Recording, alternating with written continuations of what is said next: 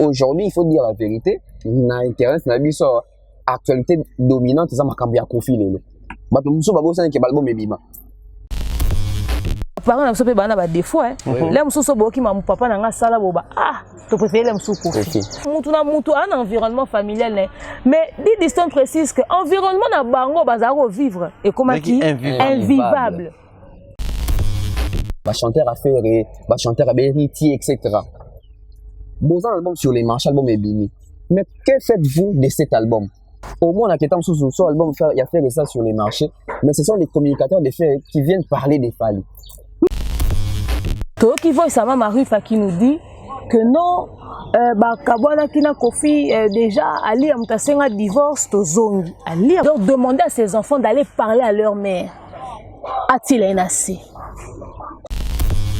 Allo loba kinanga na la tsunami tungi sate bolingo nanga yo. Allo loba keza pour la vie. Lelo nanda konanga silence komirwa. Lelo nanda konanga insomnie komilwa. Moto mokota ya koti yanga poa. Atana bimi na zongi ndako retard. Moto kotu nanga te yanga mawa bolingo azate. Ali dore. Je ne dors pas la nuit. Lyriciste Bantou. Ça dit une émission bandi au chat. Mabenanga bimisi na web na internet popa internaute ya mokili ba naviguer ba mona oyo suka sonye. Donc même vient dire mon fallait te yemoko que buzo bo sur internet et za soni suka na soni ba prophétiser a prophétiser ba internaute ba naviguer ba mona oyo suka ya soni. Tant appelé comme on dit tout mon stone ba kisama mais tout na question Kofi comment mboka stone za raté Ali ya comment mboka stone za raté. Na anglais stone ngyo sa libanga libanga to benga Pierre yango omona Jésus apesaka Simon Pierre sur toi je bâtirai mon église sur Didi Kofi a bâti son empire. La personne qui peut déstabiliser Kofi Olomide c'est Didi Stone. Libanga Kofi se bat contre Kofi Olomide. Ngai non produit concert à Cindy chante les chansons d'Alia. Monsieur Sil. Nazi salaire na YouTube. Na ba doit réaliser ba télé. Monsieur Sil. Nazi salaire na YouTube. Na tia wanje. Vie pesa nga inani to kangi simbongo. To produit concert à Cindy o yemba banzem ko faire mbela Alia.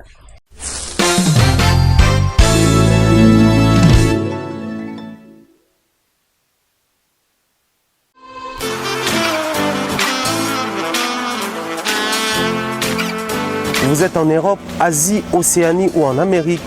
Voilà, aujourd'hui, c'est très facile d'envoyer de l'argent en Afrique. Tap Send. Tap Send, les moyens les plus faciles pour faire vos transferts en Afrique.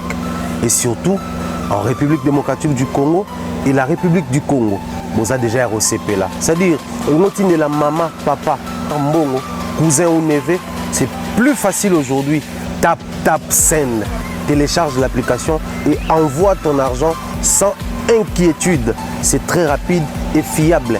Ceux qui ont Tindi Mbongo, on a Kinshasa, on a Orange Money, on a M-Pesa, on a Airtel Money. Ceux qui ont numéro à Brazzaville, on a MTN, on a Airtel Money. Utilisez les codes promo Mumbaya et vous aurez droit à 5 € de bonus. Donc ceux qui ont Tindi Mbongo, frais de transfert, les ATO.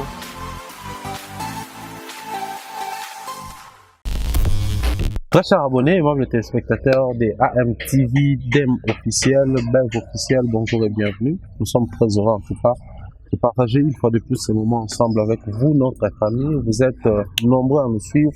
Merci pour vos multiples réactions, orientations et surtout la proposition.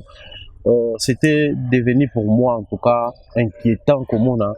Combien de notes dans son ala mais aujourd'hui on séparément pourquoi alors que bozalana bango est-ce que bayo kanaraté est-ce que tout ça tout le monde a posté émission il y a nini beaucoup ça qui n'a bef les bossons qu'on a posté à demain c'est bien mais vous tournez pas demain donc il a dit que bon ça le bilan balai malheureusement tout ça là mais aujourd'hui sur ce plateau nous avons des maires officiels Moukoussi Atalo la procureure également tonton Bev les transferts les plus chers ils sont là on va vraiment aujourd'hui toucher la bassin senior sur les sujets autour de mécano décortiquer les lots c'est vrai c'est pas facile tout ça baba sujet d'autant plus que tolinga topesa bango ngonga kosola na biso mais oyo tokoréussir kosala mpona lelo ozala une partie remise et puis la prochaine émission tokozonga lisusu na même bosati mpo tocontinue koservir bandeko basengaki biso service wana nous dédions cette émission à merci pour la première dame à son fils notre petit frère Rijandi Louaura pourquoi pas penser à notre papa à Go Belisha des gros bisous comme ça à Nadine Mayo depuis la France on t'aime beaucoup on t'aime gros comme ça. Et l'émission est réalisée par Glody Messa, assistée par Malex Mwadi. Je m'irai comme ça. Tous ensemble, topé ça. Bonjour, on a invité. Je vais commencer. Les dames d'abord. Bonjour, Dem. Bonjour Thierry Mombaya, bonjour Bef officiel, bonjour Africa Mobimba, bonjour Demeure officiel. J'espère que vous allez bien, bisous vous allez bien. Enfin, janvier 6. Enfin, hein? C'est le 1er février aujourd'hui.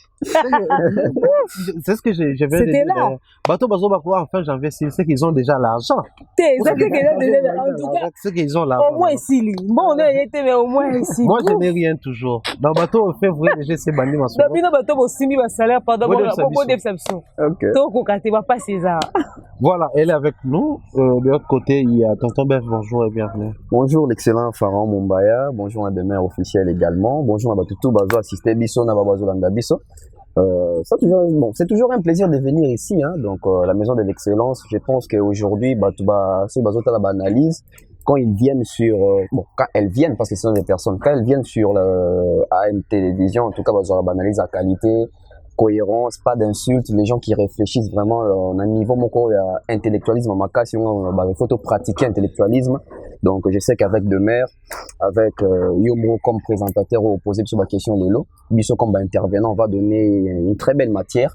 Oui, on sait que banalise Bisso, moi j'ai un peu compris que non seulement ils ont banalise autozo pesa comme Bavi Nabiso, mais ça aide aussi les couples, les familles, la jeunesse également, parce que moi je pense qu'ils appellent moi canal moko lelo et côté na presse na biso surtout en ligne presse il y a web où ils sont là qu'ils ont édifié bateau jadis ba presse au bayam so ba sala qui peut vendre pour édifier bateau mais après il y a eu un temps donc matière où on est qu'on édifier bateau ça qui sauté et comme un cas qui a ba acharnement na ba insulte mais aujourd'hui au monde même bateau autant sous bazara même à vie na biso te ba ça fait même métier autant sous bande que c'est plongé na ba insulte que c'est focalisé na ba commérage mais le temps ça appelle analyse comment ça appelle effort ba copier p ba excellence tout ba excellent ou déjà ba excellent dans ça donc ça pour suffisance que c'est une école et ça doit continuer voilà très bien ça doit continuer mais j'aimerais commencer justement avec toi puisqu'il y a la parole dans les milieux congolais je dirais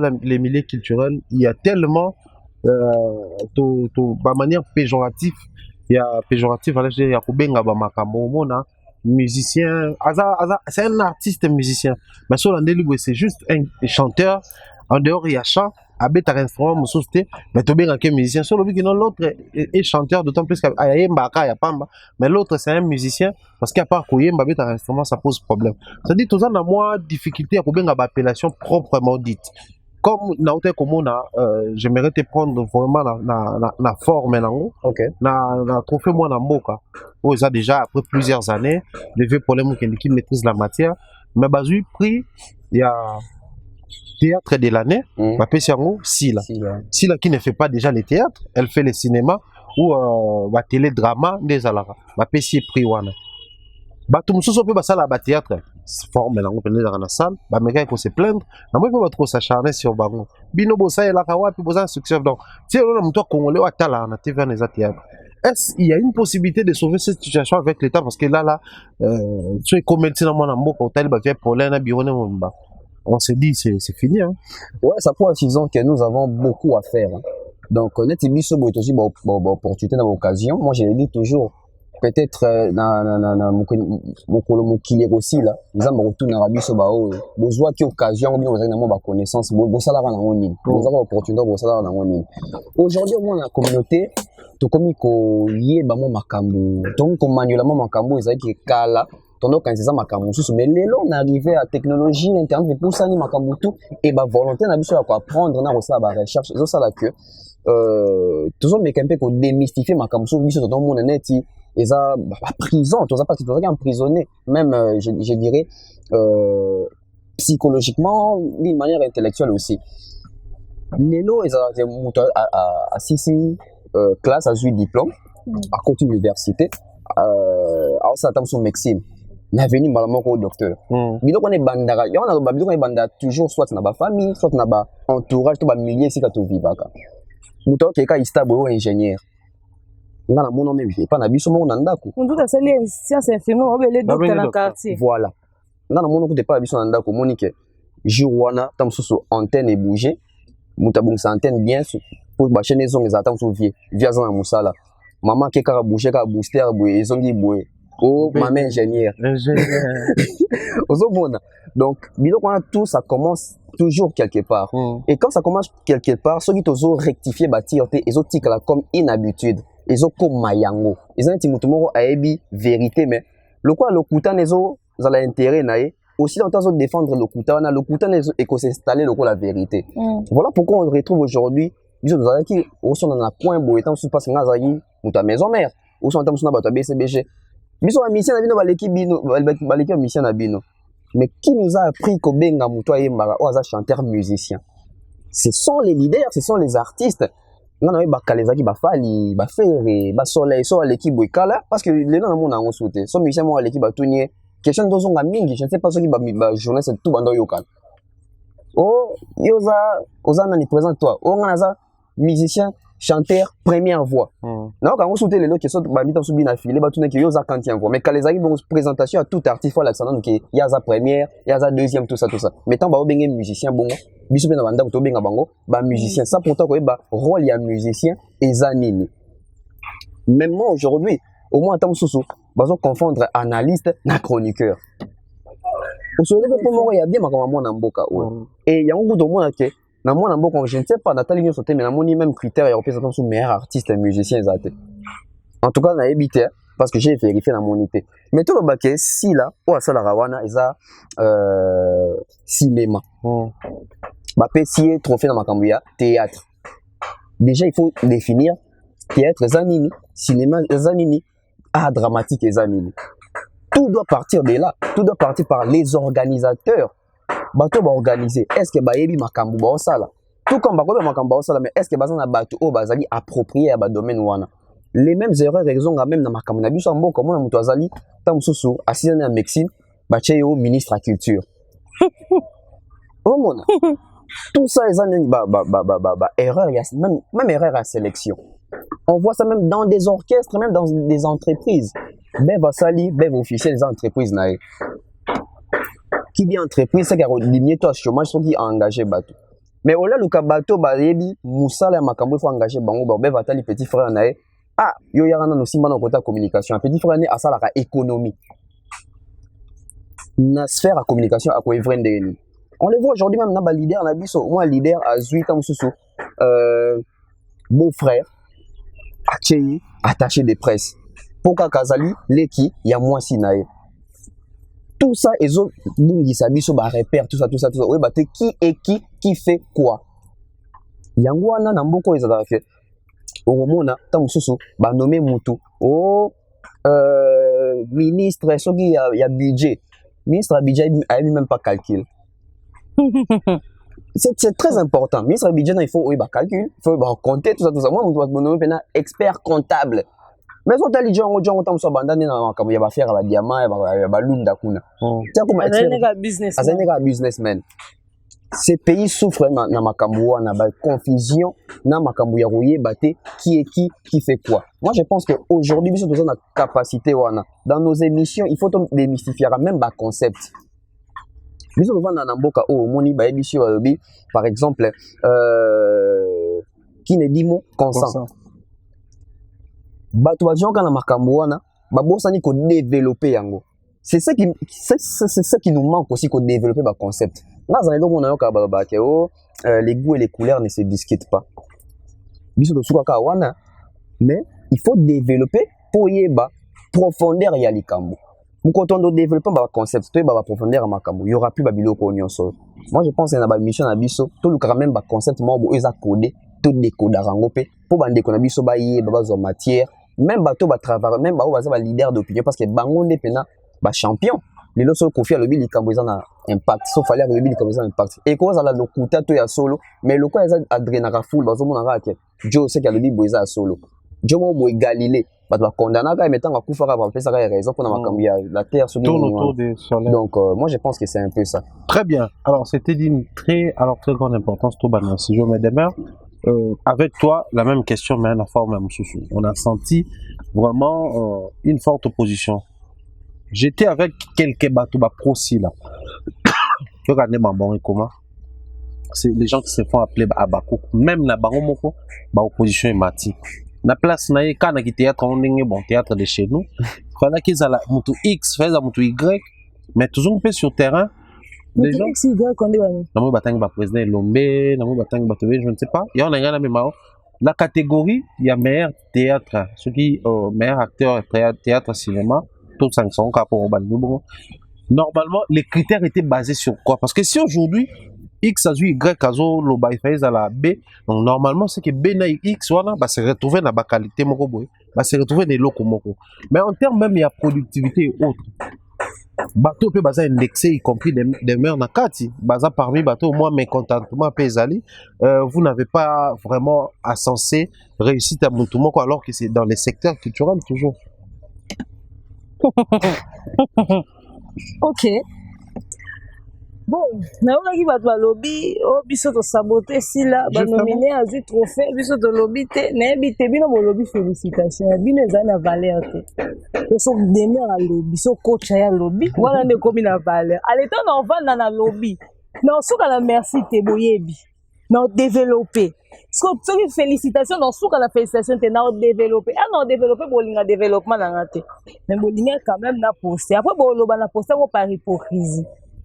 Quand on regarde le silence, il y a un problème. En fait, la communauté, on va fumer un nini. On va faire un combat fournisseur, on a découvert, on a méca. Na mono de fona méca. Bon, ça ne s'appelle pas ma bé. Ils ont les ramas cassimi, na mitou na biso. On dit na mona qui surpris, na mona, et nous, moi, boya bleu jaune, bleu doré, boy. Na bossa ni komona, ba nominé ngai. Chroniqueuse de l'année. Ba tienga, nati lo collé. Na ba papimbo, ma ba do yuwe. Osomona ba nomino na yo mo kamo na osani wana chroniqueuse de l'année ngamo na yebike na chroniqueuse te na se retrouver wana na même nini ba nominanga na deux catégories musu batienga sina na ba pasteur connait Denis Lessi influenceur de l'année batienga na ba Denis Lessi ya na page na ba na kota mais j'étais choquée osomona ba nomino yo seka ba notu na kuba ba photo nesi bon déjà ils ne m'ont pas contacté. Quand ils m'ont contacté, déjà ne me nominez pas ni d'influenceuse de l'année, d'influenceur de l'année, ni de chroniqueuse parce que je ne me définis pas comme ces personnes-là. J'ai toujours dit je suis blogueuse et je fais des analyses. Boutiangana ba analyste. Puisque ba analyste tozé sous 2-3 T.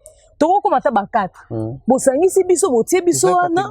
Eza catégorie si boso botiangana ba blogueur, botianga ina ba analyste, c'est justifié. Mais retiens la chroniqueuse, en tout cas, je ne me définis pas comme telle.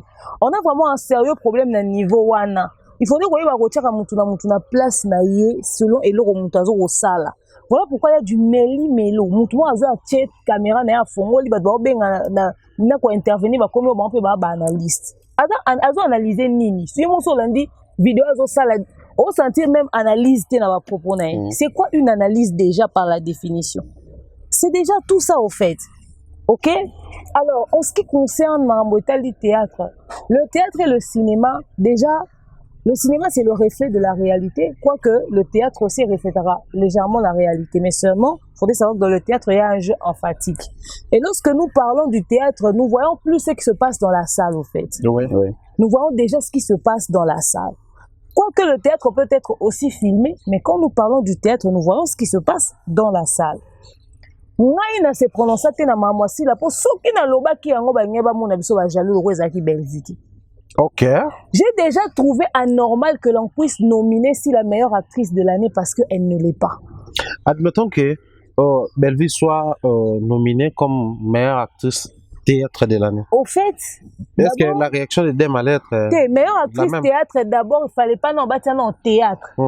Meilleure actrice, justement, c'est ce que je dis. Au cas où elle se retrouvait là. Soit pas se retrouver parce que Bellevue ne fait pas le théâtre. Très bien. Elle est dans la production cinématographique. Ok. À ça, on voit un spectacle à la salle. Peut-être d'accord, c'est ça la spectacle. Aux hommes, à ça, balai, n'a ça la spectacle. C'est justifié. Mais ni Bellevue ni Silla vont se retrouver dans la catégorie. Et puis, en ce qui concerne actrice de l'année, Silla n'est pas l'actrice de l'année. Comment ça? Il y a beaucoup d'actrices qui se sont démarquées en 2022. Mais il faudrait commencer par savoir d'abord les critères. Justement. C'est de ça dont je parle, au fait. Si tu habites même en termes de critères, la drame, humour, Silla ne peut pas être l'actrice de l'année. Parce que il y a des jeunes qui se sont démarqués en 2022. Ah, on a ligne dans la groupe bah jouer pe rôle. Toza na Sarah Massial a joué pe rôle. Toza na Davina Apua qui a interprété des rôles extraordinaires en 2022. Davina, ça c'est vrai. OK. Azagi na rôle dramatique emporté biso d'Acosta pareil. OK. A même biso na ba niveau ya ba émotion moko extraordinaire. Tina Souka voilà. D'Acosta Aza vraiment parmi les acteurs où Azo mérité l'acteur de l'année au fait parce que ba sali ba film moi bongo yango soko libo bando cha catégorie wana bo prévenir biso que za catégorie etikali po le roi te dit que chaque année par exemple to bando zana mwana mboka biso to bando landela pe ba film nyonso pour que tant nominé mutu to zana bino d'accord que ba to bozo nominé na ba personnage boye ba s'identifier. Dites-nous peut-être que les productions de l'année peut-être vous prenez si là en termes de production de l'année, par exemple. OK?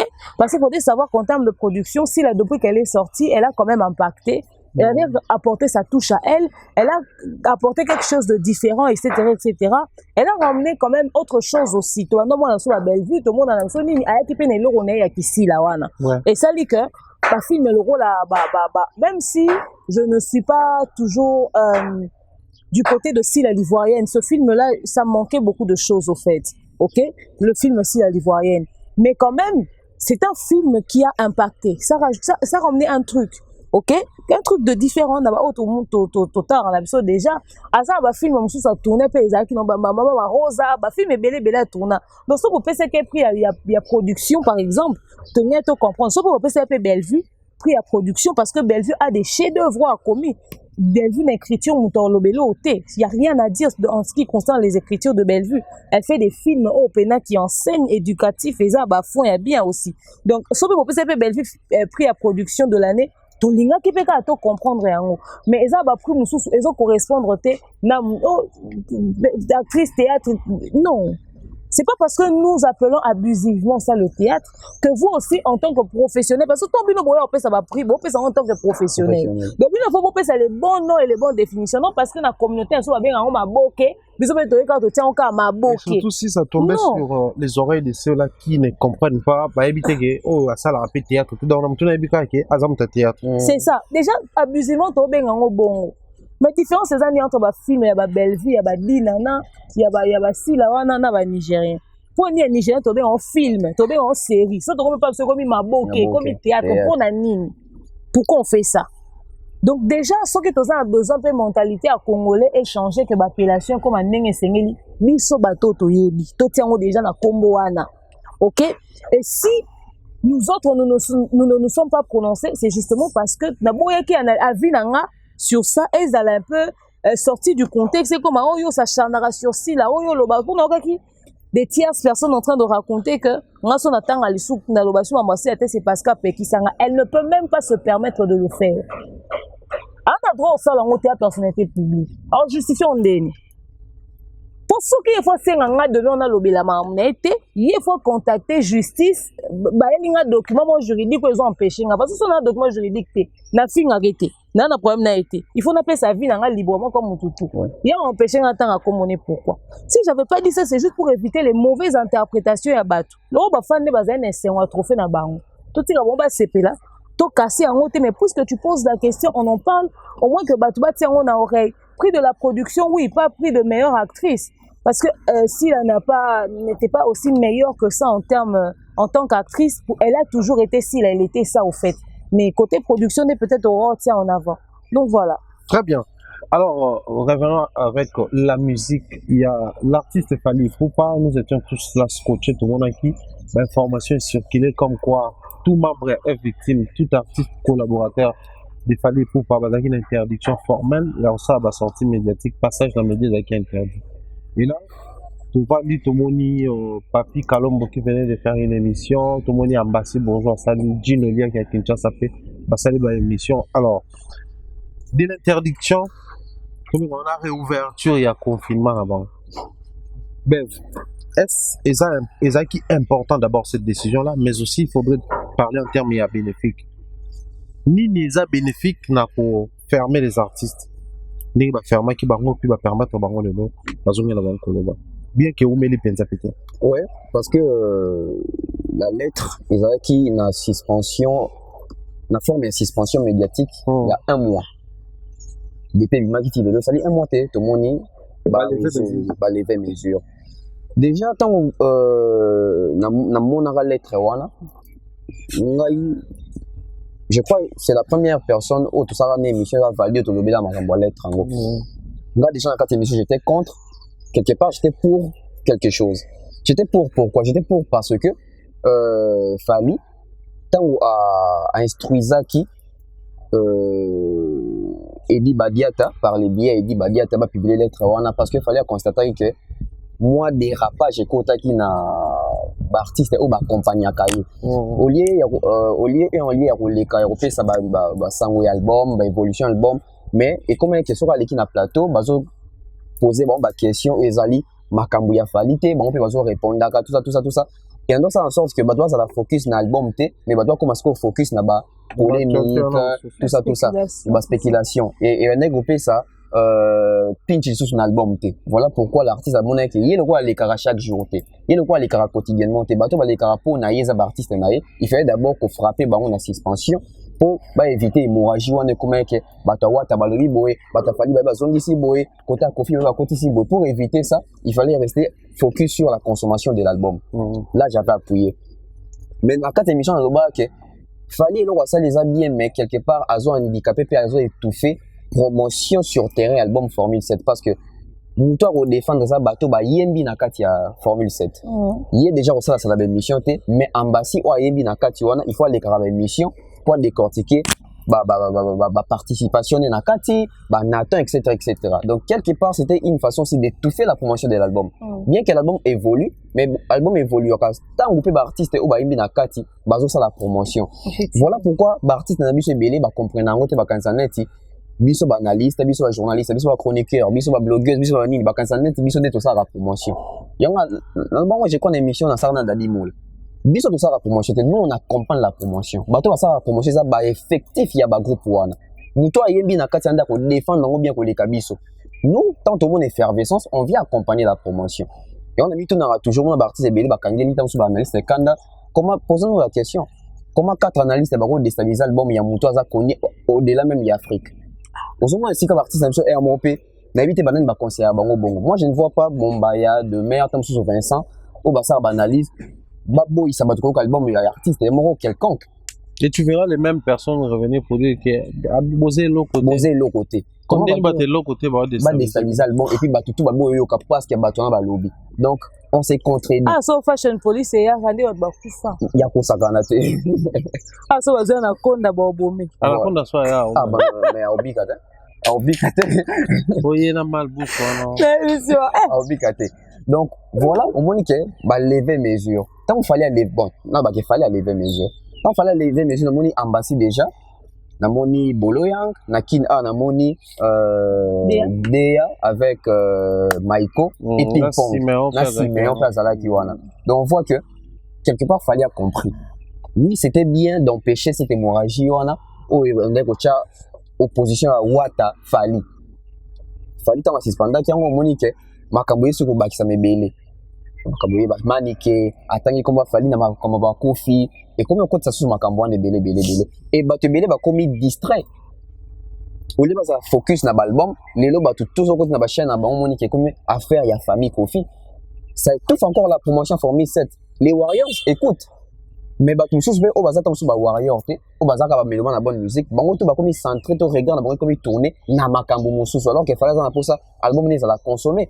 Parce qu'on va remarquer qu'il fallait, depuis que l'album Wana, il est dans top snap et Zaka.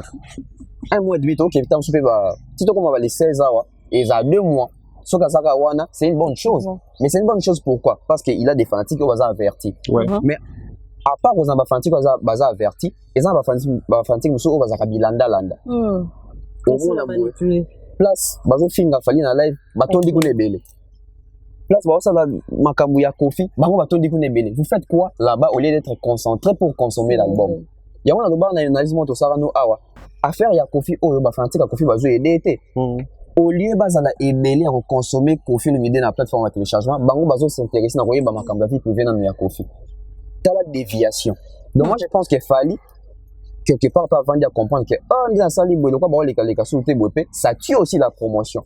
Parce qu'aujourd'hui, il faut dire la vérité, na internet, na biso actualité dominante, c'est makambu ya Kofi lelo. Bato muso babo sana ke balbo mebima. Alors, instant on a pour lever mesure wana, on dit tomoni de tomoni ambassy, tomoni bolo yango o lelo ba soupçon zo bimake. Il ne fait plus partie, il y a groupe côté muso PO Azakaka. Donc ça pousse aussi, il y a promotion matalisou autour, il y a collectif Fali Ipupa. D'un côté, tu vas le même comme famille, mais d'un côté, tu peux taper les solos. Est-ce que Bolonga Zakaka? Est-ce que Bolonga Longwe? Ambassadeur de l'équipe, on a rencontré Boloyang, à Rolobanini, Gino Lia qui n'est pas une mission Awa. Tout le monde a qui Malobanaina, à Boloyang, et autres qui n'est pas monté. Ça pousse aussi les gens encore à mettre encore les yeux sur Fali, sur l'album de Fali où ils ont en actualité. Donc moi je pense que Bartis n'a pas supposé à peine instinct voilà. On va dire que Fali a frappé qui bateau va accompagner mais quelque part à Tali les côtés bénéfiques il y a promotion. C'est ça aussi. Artiste nous soit toujours à d'actualité, balobé la caille. Mais mingi ça en malté. Actualité to c'est pela ba lobela yo pour na ba œuvre na yo pour na misala na yo même les gens qui bato bazo accompagner yo ba comprendre la vision na yo. Très bien. Les problèmes c'est quoi les années fallait lever mesure mais fallait razo bater fallait lever mesure bongo et ça peut une manière ou une façon il y a côté là comment est-ce que vous allez vous comporter après mesure on a zoaki ce que moi dit bambasser bazo les kaka pour continuer ndenge ça qui liboso ce qu'il fallait frapper fort les sous to condamner fallait. Parce que pour moi, je pense que c'est aussi une façon de faire ça, bango test. Azo tester bango. Bango de ce qu'on quitte à bango bazala intelligent et on comprend que surtout l'équipe émission tout décortiquer banzembo. Et ça un vidéo qu'on a condamné nango ba musicien à faire et bon, ba chanteur à faire et ba chanteur à héritier etc. Bon un album sur les marchés album est bini. Mais que faites-vous de cet album? Au moins, on a quelqu'un sous son album, il y a fait ça sur les marchés, mais ce sont les communicateurs des faits qui viennent parler des Fali. Au lieu en lien avec musicien, au travail dans un groupe, il y a fait guitare, décortiquer ma guitare, il y a chaque chanson avec des chanteurs qui interprètent les parties des faits. Voilà, pour on a fait ça, tout gouana, il y a pour album a fait les ali, tout consommer. Là, c'est pédard dans mon article artiste à l'équipe. Allez, quand on a guitare, malgré étant super au film, mais guitare, on a ce qu'ils ont fait, et vous avez brandir, voilà, musique. Il y a un défaut, l'artiste est imposé, même l'artiste va accompagner. Au bazar, on a 4 groupes na bango. Quand tu passes, parle de ça. Les lots, bateau, même ça, l'artiste va problème, ça, va porter parole. Va porter parole, et banda qui n'a bien. Roger Ngando, qui est en sous quitté par JB. Oh, les locaux, le baboué, Côte d'Ivoire, tout ça. Roger Ngando a fait si vraie information. Tous les cabos. Sankara, na King Teki, la tango baroleka. Bango, les va faire saper ma cam na bango, bakomi. Mutuana, libumunene, amena ligorodo. Tout ça. Et au ça, ça va créer sans pour autant batinda. Tango rolo bango, comme que JBND, atinda ki Moussaka. Et JB aussi, tant que ba fanatique à BCBG, bazo se plaindre Moussaka au sala. Mais qu'est-ce que JB va faire?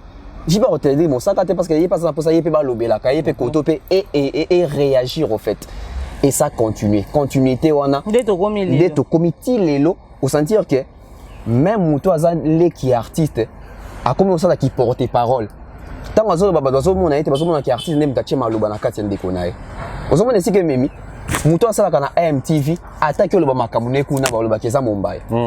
Muto asalaka pas demeure attaque asali ba bêtise na kuna komi asalaka pas demeure c'est que demeure muto et puis là on ils a skondeni. Tant muto na ke sala bongo Mumbai pas otalati. Ah muto ngo tozara net tout ça il faut protéger d'abord la personne toi employé na. Mais tant ils ont protégé bon bato zo mon étiquette. Le quoi zo réagir te c'est que azo CP la nango. C'est ça maintenant les vrais problèmes. Et on a bien fallu les anti-tests. Et tester eux-mêmes et servir même batu ya Tim Wata, batu ya Ferré, batu ya Kofi Olomide, batu ya artiste belé. Quand on passe à la télé, parlez-nous nabilo ko nabino, na ba œuvre nabino. Comment est-ce que beaucoup les kaboko défendre ba œuvre nabino te?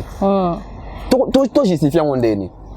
Les anti-ngai ba yambing ba otunanga makambu ya contenu ya bev officiel, na komo le ba makambu de mer, na komo le ba Mombaya, sur base de quoi? Les artistes même doivent de Kento.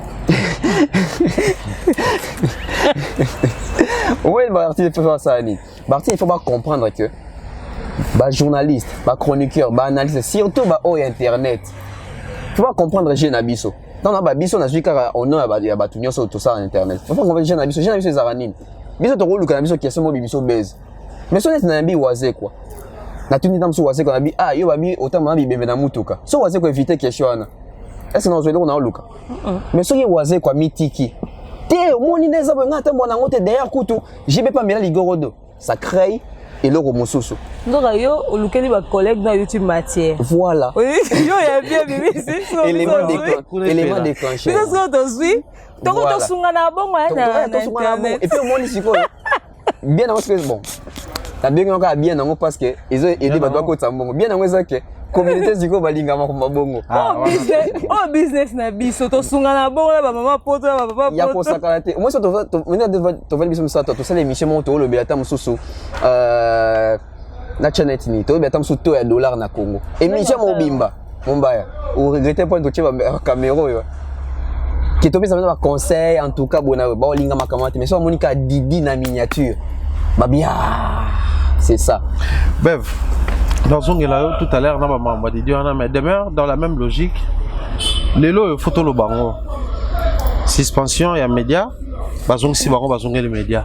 Mais la retour dans bango, j'ai aimé beaucoup plus l'émission concept au Gino Balega qui c'était musical. Qui avait instrumentiste, chanteur, musique dans bango. Mais puisque les questions revenaient toujours autour de Papi Kalombo, Alongo Azali, moi j'étais parti discrètement à une répétition. Déjà lors de la répétition, il y a Willy Zola, comme la chargée de discipline, rôle Oyo, Papi Kalomba jouera. Déjà comme un conception d'inquiétude, à remplacer provisoirement tout ça là. Et Kalombo est parti en Europe pendant que Bango a répété Angola. Un concert déjà qui raté, suspendre Bango média, qui Angola sans média. Et créer qui moi mystification tourmente, on a dit Kalombo qui explique clairement que et là, on va trouver l'orchestre. Bango kuna bana on va voyager déjà yemoko sans orchestre. Là, on va trouver le comme la liberté wana. Banzembo, ba pesa déjà banzembo. Album ako salon ka ndaza fali. Il y a ça depuis orchestre bana donc groupe d'accompagnement na zomo na penza tina longate. Mais à suivre les propos de Gino Lia qui clairement tu comprends que Gino nous révèle que Papi n'est plus na quatre orchestre wana. Alobi ambassy ba informenga. Parce que Gino fait office ya secrétaire orchestre wana. Par manque il y a secrétaire, il y a un directeur artistique et puis secrétaire. Pour tout le monde, il y a une ambassade, il y a un passeport, il y a des démarches. Ceux qui ont informé, tout est bon disciplinaire, mais disciplinaire, il y a déjà les langages des musiciens, même chez Fali, on commence maintenant à retrouver la même histoire. Azali ou Azalité. Sur Azali, le quoi il y a les musiciens ont il fallait valider que Azali. Tout ce qui est Azalité, des manches en autorisation, c'est pas nani. Pour y discipliner normalement, les colons na Gino na atélé. Baromi balé bazon niango clairement. Qu'est-ce qu'on doit comprendre dans tout ça? Bon, milieu de musique, même chez les plus professionnels, il y a toujours des sautés. Même chez Fali, il y a des sautés. Au fait, soit vous décidez de communiquer sur une chose, soit vous ne communiquez pas dessus. Bon, on a peine à longue que bon, on peut constater pour éviter parce que ça risque de faire le coup des cousses de mon oui et j'en passe. Après, comme on n'a pas besoin de ce genre de bruit pendant qu'il y a l'album sur le marché. J'estime que Papi Kalombo, après tout ce qu'il a fait dans le groupe d'accompagnement de Fali, Et ça n'a aucun groupe d'accompagnement en fait. Sauf que tu as la logique à groupe d'accompagnement, donc à quoi qu'il n'y a pas. Et ça n'a pas orchestre, ça n'a pas mouvement, c'est un groupe d'accompagnement. Donc vous avez besoin aussi là dans le contrat, dans le mouvement, vous pouvez traiter cette matière-là de la manière la plus calme et posée possible.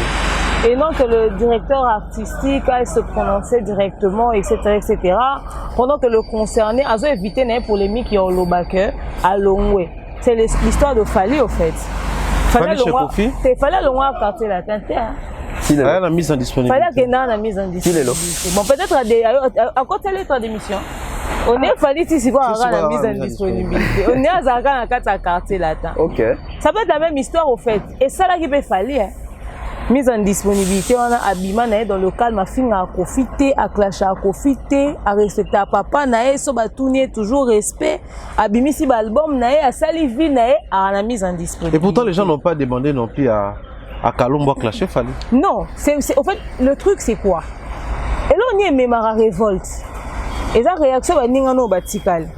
Au moins, ceux qui va proposer à Badea et comment choquer. Au bois que l'eau comment au biso tozo. Biso to linga bon.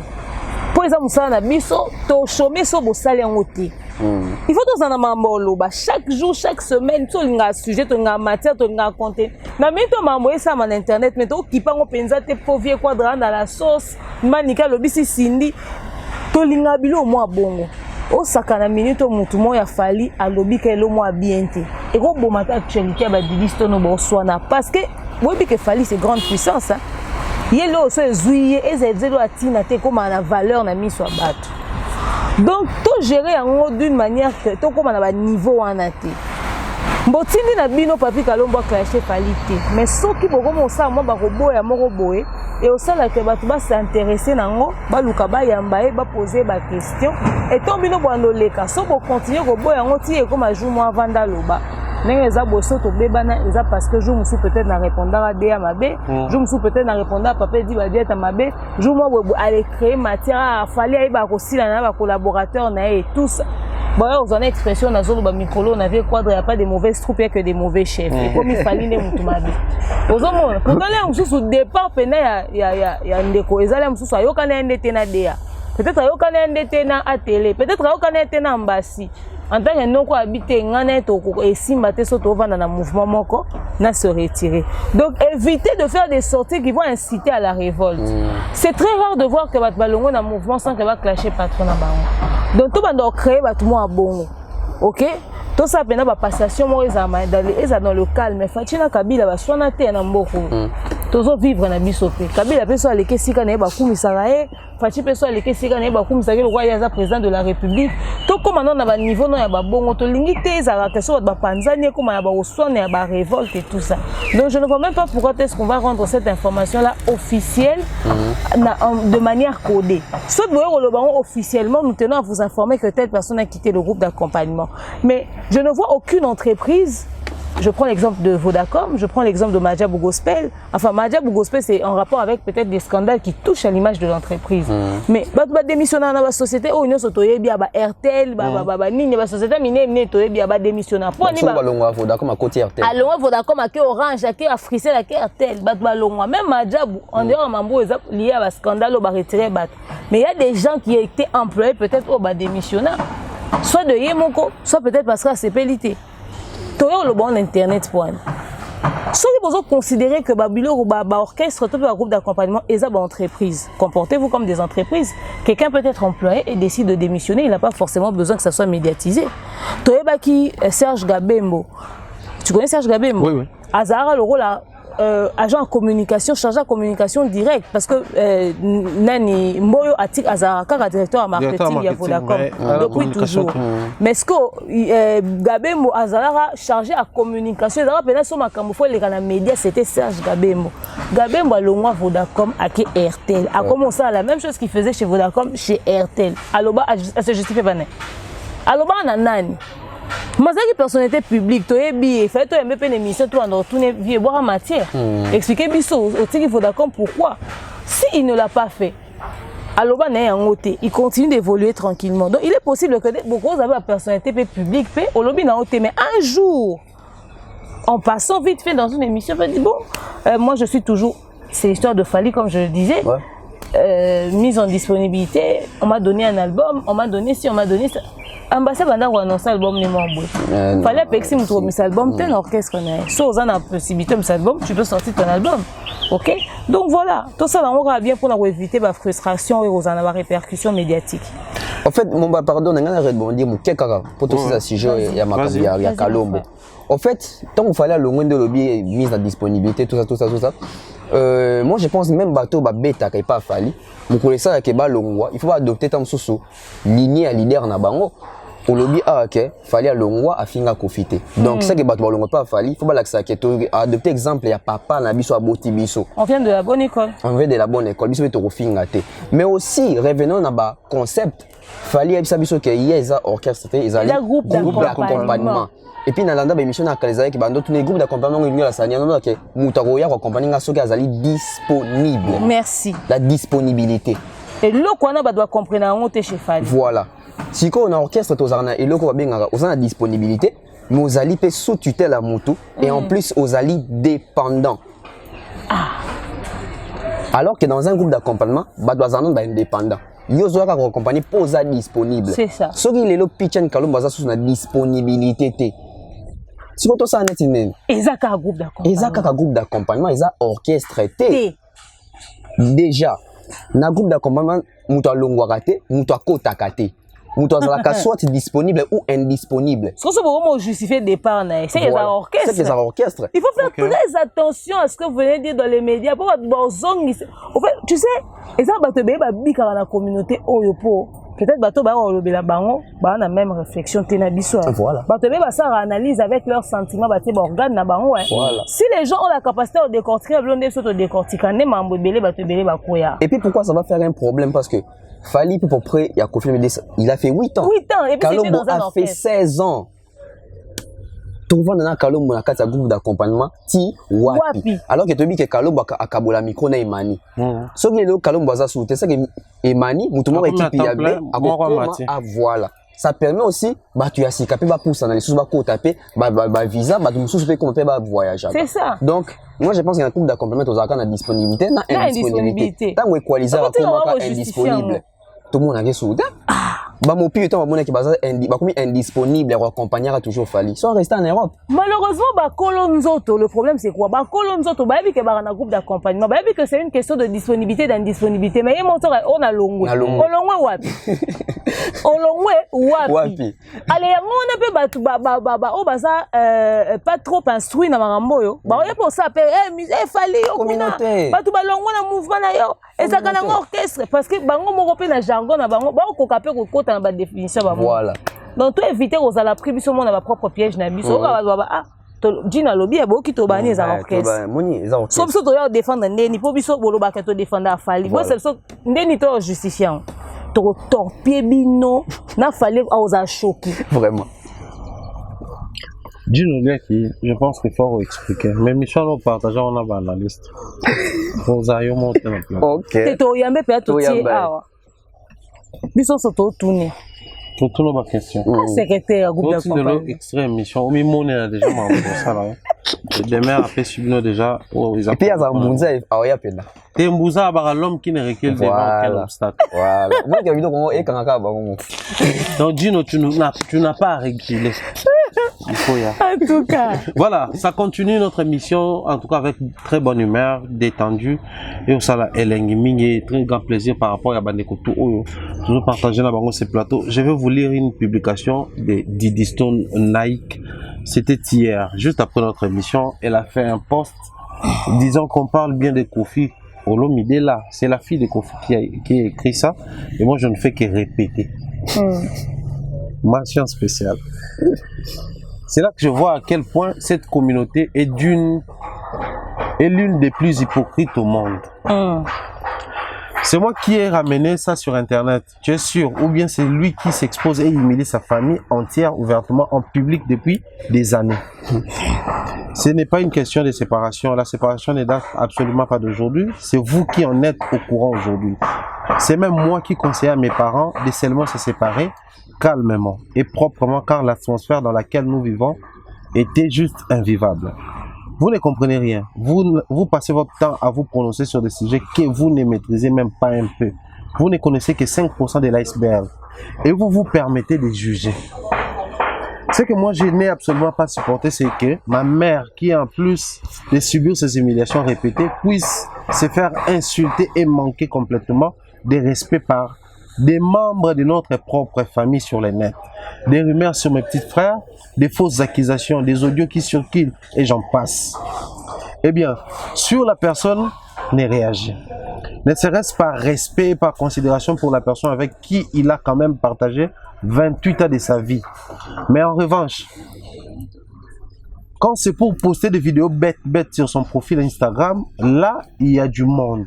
Tout ça pour pouvoir se dédouaner et faire la victime en mode. Non, c'est pas totalement de ma faute. Regardez, elle aussi. Mais qui fait franchement n'importe qui pourrait me répondre. Stop. Vous rigolez ou quoi? Sincèrement, je le dis ouvertement, vos insultes, vos bois dans ma baie, tu vas être maudite, impoli, ingrate, etc. Ça me rentre par une oreille et ça ressort par l'autre. Signé Didi Stone Nike. C'était quand même une belle lecture. Pour nous, les adeptes de la lecture, nous aimons bien lire, mais aussi méditer. Donc, lire avec compréhension. D'abord, je commence avec toi. Ah. Et Michel Bandi. J'aimerais bien commencer par la fin. Et Michel Bandi. Ouais, Zagui va préliminaire. Pourquoi je vais commencer par la fin? Didi Stone a dit, ça rentre par une oreille, ça ressort par l'autre. Donc tout ce que tu vas dire ici au conseil, ça va rentrer par ici. Non. Ce message-là, elle s'est adressée au père. Au fait, quand elle dit, on parle bien de Kofi Olomide, elle répondait aux attaques qu'elle a reçues. Aux attaques qu'elle a reçues, qu'elle a subies depuis un moment donné. Donc je ne me considère pas comme quelqu'un qui l'attaque. Donc, ok, alors on va commencer. Aujourd'hui, noir sur blanc, depuis que cette histoire a commencé, c'est vrai, on a indexé les gens, on a essayé de comprendre, analyser, comme toi tu as dit lors de la dernière émission, trouver un juste milieu, question d'avoir une idée claire sur ce qui se passe. Mais là, elle-même, elle a pris la motivation de nous éclairer. Cette fois-là, on peut comprendre pourquoi a eu motivation à Koubimisa Makambo, parce qu'on a attaqué délibérément et injustement sa maman. Yo loba ki bati kokota makambo ba parents, mais là on comprend que Didi prend la défense ya maman nae. Pour injustement qu'ils pas bandé quoi papa nae et ça fait presque des années au début moi c'est ngaba ka mwana l'amiable pour atmosphère ezaki mabe. Donc toutes ces années elle a vécu ça. Puisque elle s'est décidée à rouloba makambo clairement. To garder même analyse d'avant où il faudrait changer la perception à Makamounyos. Tu sais, dans les affaires de famille, les enfants prennent position à l'instant où ils vont sentir que moi, je asphyxié. Rappelons que Didi Stone a vécu pendant 23 ans avec ses parents. Donc, elle connaît le climat de la maison. Tous les gens ont profité de toi. Mais papa n'a pas soka soka soigne. Papa kana maman so ba discuter na ndako eke mingongo yokani libanda bino mo boye bindeni obima na pasi libanda. Tu as honte de sortir dehors parce que ba voisin ba ndota la bino papa bango na maman ba soanaki. Vous comprenez? Parce que imaginez-vous que tous les petits dérapages du vieux quadre era sur internet. Internet a combien de personnes? L'internet c'est le monde. Si moi je veux faire une vidéo qui va générer 10 000 vues, ne serait-ce que 10 000 vues, ça veut dire c'est 10 000 personnes. 10 000 personnes. Oh bah kota ba kokakuti. Pour espace comme muki. Internet a na batu baleki nombre bato ba ki na stade na concert à Fali. Fali ouais. To sangi ce stade ya Fali na héritier na ya wenge. Na ya pap. Et na ya pap. Papa pas obeta et pas retourner stade. Donc kaka nombre bato ba mona ba biloko wana ti. Maintenant gérer ça c'est très difficile. La situation Kofi Olomide Ali a dégénéré depuis longtemps. To se rendre compte en haute métoyoka ba spéculation. Nous dans la communauté congolaise toyoka Kofi Ali ba uzoka bwana et tout ça ba yoka na souté. Toyoka Kofi comme mana sindi akebala na kisensu. Ba photo banda ko fuité. toyoka ba spéculation wana mais tozala na belément te tomona Kofi abimisa biso a Elidor toyoki ya Lidor tosepela na nzembo neti nga na fan ya Lidor ya neo osala te. Ok. Mais tu tires alors comprendre ba propos ya ba parole wana ti to toyebi ka yembela alia. Mais on s'imaginait pas qu'il traversait une situation aussi dramatique dans son foyer qui avait engendré cette chanson-là. C'est lorsque nous lisons entre les lignes situation actuelle les Oleka. Toyoki voit sa maman Rufa qui nous dit que non Kabwana kina Kofi déjà Ali amutasenga divorce tozongi Ali amutasenga divorce. Pour qu'une femme en arrive là, soit elle a rencontré quelqu'un dehors, soit elle en a marre de toi. Ok. Il y a les deux cas. Soit elle a rencontré quelqu'un, soit elle en a marre de toi. Et ça fait 3 ans qu'elle a un document de divorce. Donc, comment on rassemble les puzzles? Donc, comment on a des documents de divorce? Et quoi ça pour des listones qui débarquent? Des listones qui nous fait tout ce livre-là que tu as lu. Et des listones qui épinglent que c'est moi qui ai demandé à mes parents. J'ai fait le pont entre mon père et ma mère pour leur dire finissez cette histoire à l'amiable. On rentre sous la chanson à Lidor.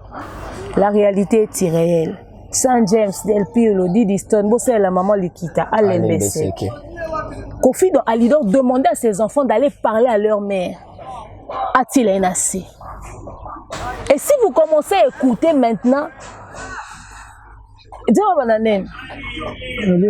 Allez loba kinanga le jour d'après, école les Théo Kozonga déjà parce qu'elle était partie.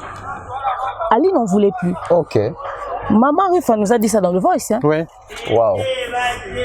Allô loba kinanga na la tsunami tungi sate bolingo nanga yo. Allô loba keza pour la vie. Lelo nanda konanga silence comme miroir. Lelo nanda konanga insomnie comme loi. Moto mokota ya koti yanga poa. Atana bimi nazongi ndako retard. Moto kotu nanga te yanga mawa bolingo azate. Ali doré. Je ne dors pas la nuit. Lyriciste bantou. Et comme ça, Tarzan Koganga Gangara. Les copines, moi, banzé, tena kata zamba. Ali Zonganda Kona. On s'en va pas parole. Oh.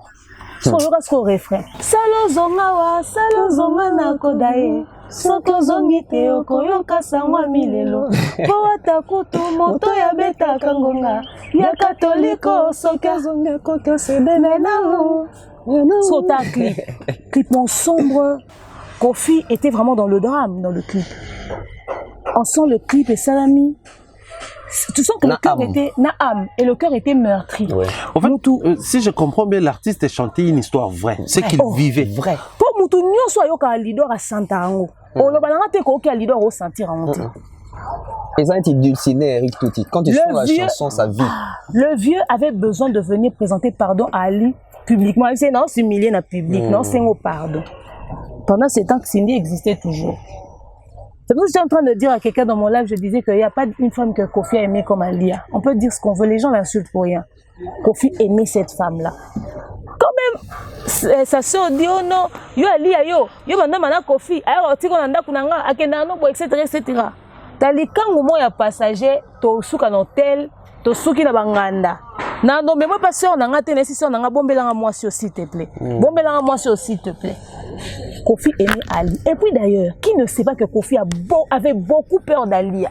Qui ne le sait pas? Mais on s'entend bien que vieux, ah non, ça va hein. Bah bien sûr, banda ko ba que ceux qui pena mère Aza vieux, ils ont compliqué. On entendait dire ça. Oui. So Ali ana Kim signer à répétition té. So Kofi obeta concert kali ozala signer ozala té. Ah oui, té bon lukelange sika signer a bien Lidor. Bon, on a début, hein, série à Alia. Na début, c'est qu'on est le raté. Ok. Plus tard, pourquoi il ne se faisait plus? Si Ali Aza Sinda Ozati. Boluka et Sika Sinda Oyemba Banzembo Kofembe la Lia. Oyemba Ote. Ngai non produit concert à Cindy chante les chansons d'Alia. Monsieur Sil. Nazi Salah na YouTube. Na ba doit réaliser ba télé. Monsieur Sil. Nazi Salah na YouTube. Na tia wanje. Vie pesa nga inani to kan simbongo. pour produire concert à Cindy Oyemba Banzem pour faire Melalia. C'est très compliqué. Hein. C'est très compliqué, Zalaki te Zalati. Moka Kofi Abara à leader Oyemba on est ayete. Alongo na ba Didi Stono Oyemba pe zaye bango te. Wa ton dimi ka leader Zenzem pour faire Melalia. C'est juste une façon de dire qu'on respecte les sentiments du vieux. Il aimait beaucoup sa femme. Il a essayé de récupérer tant bien que mal. Mais au fait le premier années au linga moi si na o promettre qu'on changer. Mais quand on cherche le naturel là, viens là naturel ne mo revenir aka. Asengi pardon ba yoki leader alias donc si motema sikato kaka pas photo mo via pesa na bizu na Cindy bimi. To kaka pas vie na Cindy bo yimba na mutuka ebimi. Aya sengi sous pardon parce que Didi Stone a publié une photo. Elle a fait un TikTok. Et dans le TikTok, il dit, il m'a encore recontacté pour me faire son speech de culpabilité ou de mea culpa. Moi, bongo, que je connais déjà, que je connais par cœur au fait. C'est-à-dire, bah, genre, je suis désolé et tout ça. Après, il revient encore dans les mêmes choses. Parce que, t'as osa lia, kofi a sengo pardon, le babeti danser na basima, aya sengo pardon, parce que sinjo rabise, aya sengo pardon, c'est-à-dire, il y a babilo quoi, nanion, ceux qui va cumuler ma mbwebele. Enfin, on est en train jusqu'à là de parler de ce qu'on voit. Et c'est que biso to mona te kasi. Bah, tous les lots, bah, yo ali yo, kutara no kutu kofi, marié, c'est pas un problème, ils ont fait 28 ans. On parlera plus de ça. Le bimi si maman et Minou. Oh, maman Minou, c'était une bonne femme. C'était la meilleure femme que Kofi avait beaucoup aimée. Inviter la maman de Minou sur un plateau. Abetamno l'isolo à Oya Vibati Bakabwana Kofi. So pesa Kofi Mutaboya répond à Lidor. Parce qu'elle n'y a Lidor Mingi, c'est pas un problème. Mais elle aussi, elle a des choses à dire sur ce qu'elle a vécu. Ouais. Il y a beaucoup de femmes qui ont été femme à vieux. Sauf au tendre bon micro, bon partager plus expérience na baron. Le vieux ce qu'il est. Bah parents na sope bana ba défaut hein là musoso boki ma papa na nga sala boba ah to préférer la muso Kofi même musoso boki ma papa ba Thierry to va beva sala boba ah to préférer na biso Fali to préférer na so faire écoute nenga na Davina kuna ndenge mami to préférer so héritier to préférer ça dit mutu un environnement familial mais Didi Stone précise que environnement na bango bazaro vivre et comment qui invivable bino mundo ba les invivables ndeni bino mo na poto ya zena kin bino bokasi ko invivable ezaka ke baza sous même toi tant bon vivre ba scandale na réseaux sociaux maman tant okota na chambre oza téléphone ba ndo swana bo te ba swana na téléphone et bon les fois o baza o longwa poto ba okita kin to baza okena ndako na bango mon fleuri wana bo ebité ba crise de nerf ni ba na oleka na ndako wana bo mona que pour voir à quel point le vieux aimait Alia soi-disant divorce en Ozaki prononcé bah fait ça document depuis il y a 3 ans. Mais ça fait même pas 3 ans Ali Ekina va monopoliser médias, comme une reine, l'aéroport, etc. C'est-à-dire, le vieux tenait quand même à Alia. On va dire même c'est manigance, enfin passez-moi les termes. Toutes ces organisations-là, c'était aussi mea culpa, pas grave. Hein? Et ça non peut pas mea culpa. Demain, le vieux peut vouloir peut-être réparer Cindy Koyemane à Lidor. Lobby, retient d'abord assez, bongisa. Mais les dégâts sont restés au fait. Le problème c'est que Maramboke est tellement ma bec que tu as effacé Marambo et les quitter. Je rigolais hein, quand je disais je vais produire le concert de Cindy Chantalia. Attention. Mais quand même, il faudrait dire qu'il y a des dégâts qui sont restés et des dégâts qui sont irréparables. Nous sommes en train de nous plaindre sur le comportement de Didi Stone que nous voyons public. Mais on ne sait pas, ma problème, on va vivre, on a papa, on a maman, on écrit na kati na bango. On est en train de parler de la dépression ici. Ouais. On est en train de parler de ça. On ne sait pas ce qui banana fait comme dépressif à cause de maman papa bona maman bango. Deux fois on a divorce à parents ba la kaka mode. Oh, moi je vais partir, je veux plus de cette femme, la femme aussi je veux plus de cet homme. Vous posez la question de savoir ce que les enfants ressentent. Deux fois les enfants sont les plus choqués hein, parce que vous ça vous arrange. Bien beaucoup mis après au tikana. Mais bino boye c'est banana te ke bolemba na jour moi boye boboti bango banana bana besoin en un environnement familial bana besoin en na papa na bana maman bonda kumoko bozo privé bango environnement wana babalite bana miki bana besoin aux ala sous en même toit avec leur père et leur mère atako bazara déjà distance mais même que tata so arana maman faudrait aussi en tant qu'enfant de personnalité publique, vous portez ce nom, sortir et rencontrer le monde extérieur. Le roi, moi, et tata, papa, moi, c'est mon business, s'occuper de mon corps. Qui s'injora, le roi, moi, tata, moi, ça qui est une fessée, une danseuse, regard extérieur ou un oignon. C'est-à-dire, tout ce que Didi Stone a écrit, bref, ils ont l'acceptation que va traverser un moment difficile. C'est pas comme si Kofi n'a rien à dire. Dans une histoire de couple, il y a toujours les parts des responsabilités qui sont partagées. Mais à reprocher et le romoko, ma membre de la famille n'a pas insulter maman naïe. Peu importe ce qu'il y a, pourquoi la belle-sœur va s'ingérer dans les problèmes de son frère au point où elle indexe moi si au quoi il y a Kofi pour dire tout ce qu'elle a dit, c'est des propos très déplacés que n'importe quel enfant ne va pas accepter, et au point de dire de toute façon mon frère est un homme à femme. Homme à femme. Comment tu peux normaliser une telle chose? Pendant que le vieux a été accusé, il y a Bassia, il abuse des femmes, etc., il tapote sur les fesses des femmes. Et toi, tu es là, tout bonnement, en tant que femme, tu dis mon frère est un homme à femme. Mon bal, il que son frère est un homme à femme. Soyez au dirigeant, Moi, moi si, alors, c'est mec qui n'a pas qui est que mon bal yo ya bala à homme à femme. Yo zo on pourquoi yo kolo belo abona bana bat. Même Cindy peut-être de l'eau et comme officiel. Mais même Cindy est en sécurité, même elle doit avoir peur. Oui. Même elle doit s'inquiéter. Ce n'est pas normal. On ne peut pas dire ces genres de choses avec beaucoup de, même si aux autres mon pour en soin hein, tolobana mambo et ça la passe et tout ça. Voilà pourquoi il faut se contrôler, parce que Babilo Kouana attend le bateau dans le bac on a ça kanda et c'est qui est voilà. Mais on te bien à blessures antérieures. Tonton Bev, je reviens vers toi comme toi dans un métier à communication, analyste, chroniqueur, nous sommes tous dans la communication. Didi dit quelque part, ce n'est pas moi qui ai ramené ça sur Internet. Elle se dédouane et à soumettre son exercice moro. Tu es sûr? Ou bien c'est lui qui s'expose et humilie sa famille entière avec ses mentions ouvertement en public et depuis des années. Aujourd'hui, les gens se sont attardés sur la vidéo de Cindy, dans le compte officiel il y a vieux. Comme quoi, et puis c'est en plaire continental, comme quoi, mais même là où Batobandek ou ignoré. Mais s'il faudrait revenir naïe, l'enfant veut simplement nous ramener quelque part que Marambo Yazo Sala, c'est comme une réaction. Souvenez-vous, au début de l'émission, Congolais, tous a tendance à s'attarder sur ma réaction, sans pour autant viser action. Effectivement. Tous a tendance à soigner, résultat aujourd'hui, sans pour autant tenir compte de la cause, aux autres produits, résultat, tout fait tous en. Donc, Tokende, Didi nous pousse vers la cause. Ce qui est l'autre, c'est retrouvé dans les réseaux sociaux où ça parle de des personnes célèbres.